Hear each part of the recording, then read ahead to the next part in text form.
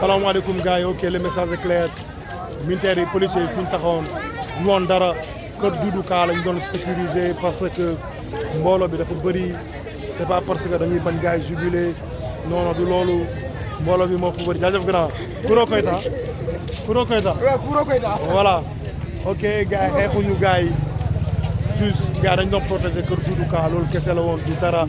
du dara bàyyi nañ romb nañ ba pare falaay jubal nii defe naa mairie la ñuy dem gars yi vous êtes sur la chaîne de l'Aérobie international loolu la moo tax ma coupé woon live bi xam lan moo xew juste loolu la woon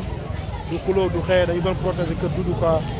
pour gars yi bon mun na amee infiltré kenn xamul raison de sécurité la kese la voilà maay continuer jëm ci kanam pour jël live bi you know damay jël live bi léegi nii du yàgg pousse bu la les gars mbokk na Intina Show bu kenn découragé bu kenn merul sànq lañ door a comprendre lu tax ma def live bi c'est juste presse yi bëri nañ mun nañ joxe yeneen information yi day waar policiers yaa ngi taxaw fee moom ñoom ngeen di seen sama ginnaaw gis ngeen kër Doudou Ka la ñuy protéger loolu kese la woon ci kanam ma joxaat leen live